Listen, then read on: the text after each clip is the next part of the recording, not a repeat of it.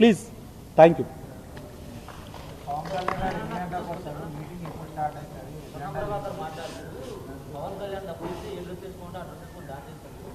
BJP remuneration ఇస్తేనే ఇవాళ తెలంగాణకు సభ పెడుతున్నాడు. ఇన్ని రోజులు రాని పవన్ కళ్యాణ్ తెలంగాణ ఆవిర్భావం రోజు ఎదుగుకొచ్చి సభ పెడుతున్నాడు. బీజేపీకి సపోర్ట్ ఫుల్గా ఉండబోతున్నాడు అని విమర్శిస్తారు. ఆయనకి సరైన సమాచారం లేదనుకుంటా. ఫస్ట్ థింగ్, ఇది కళ్యాణ్ గారిని మేము ఇన్వైట్ చేసాం. చాలా చాలా నెలల నుంచి ఆయన వెంటబడి ఈసారి మన మెంబర్షిప్ డ్రైవ్ చాలా బాగా జరిగింది. తెలంగాణ యువత కొత్త నాయకత్వాన్ని, మన జనసేన నాయకత్వాన్ని కోరుకుంటున్నారు. ఇక్కడ మేము అందరినీ ఆల్మోస్ట్ ఒక 6 నెలల నుంచి అందరూ ప్రతి ఒక్క సాధకులు కష్టపడి జనసేన బలోపేతానికి కృషి చేశారు. కాబట్టి మన కృషిని గుర్తించి ఆయన అవడం వల్ల ఈరోజు సభ మెయిన్ నిర్ణయించింది ఆయన వస్తున్నారు. రేపు పొద్దున తమిళనాడులో నిర్ణయిస్తే తమిళనాడు కూడా వెళ్తాడు. కర్ణాటకకు వెళ్తే కర్ణాటకలో నిర్వహిస్తే కర్ణాటక కూడా వెళ్తాడు.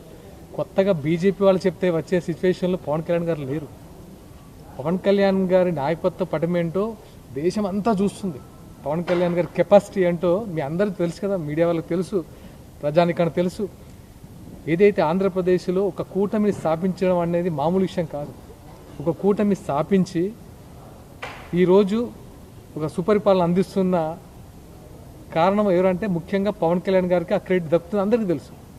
రేపు పొద్దున పవన్ కళ్యాణ్ గారు బీజేపీ కాదు కదా, తనకంత ఒక సొంత పార్టీ ఉంది, సొంత ఎజెండా ఉంది.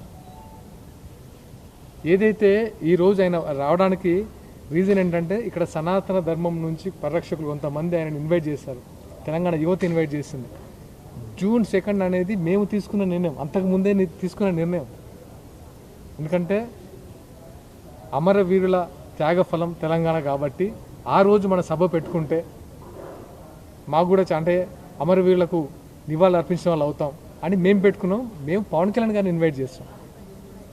దానికన్నా స్పందించి మా కృషి అంటే మేము చేసిన అవి చూసి ఆయన రావడం జరుగుతుంది. అంతేగాని వాళ్ళు మాట్లాడే వాళ్ళు ఎలా అంటే భయంతో ఏదైనా మాట్లాడచ్చు, కానీ దానికి తలాతోక ఉండాలి. పవన్ కళ్యాణ్ గారికి తెలుసు.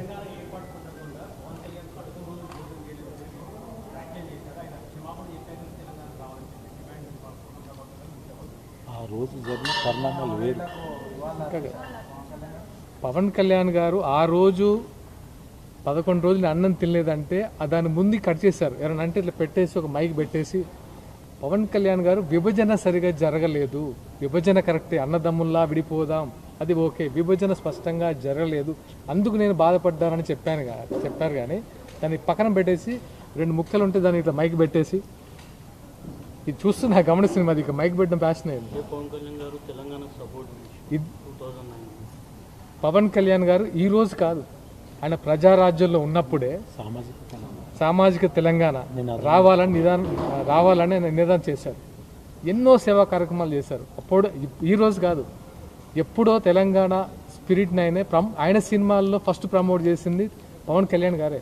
మీరు తమ్ముడు సినిమా చూసుకుంటే అప్పుడు తెలంగాణ సంస్కృతిని, తెలంగాణ భాషని, తెలంగాణ జానపదాన్ని ఫస్ట్ ప్రమోట్ చేసిన వ్యక్తి. ఎవరైతే గద్దర్ గారిని ఇన్స్పైర్ అయ్యి తెలంగాణ పోరాట స్ఫూర్తికి ఇన్స్పైర్ అయి పెట్టిన పార్టీ జనసేన పార్టీ. అది ఎన్నిసార్లు చెప్పినా ఇది చెప్తున్నప్పుడు అందరు చెవులు మూసుకుంటారు. కానీ పవన్ కళ్యాణ్ గారు ఇక్కడికి వస్తుంది అనగానే ఏదేదో తెలియకుండా తొత్తరపాటు మాట్లాడుతుంటారు. చైత్ర విషయంలో కూడా పవన్ కళ్యాణ్ గారు వచ్చారు. ఆర్టీసీ ఉద్యమంలో కూడా పవన్ కళ్యాణ్ గారు ఇన్వాల్వ్ అయింది. ప్రతి సమస్య పైన జనసేన ఇవాళ పవన్ కళ్యాణ్ గారు ఉంటున్నారు. ఇలా పొన్నం ప్రభాకర్ గారు ఒక్క విషయం చెప్పదలుచుకున్నా, మీరు ఒక కాన్స్టిట్యుయెన్సీకి సంబంధించిన వాళ్ళు, ఒక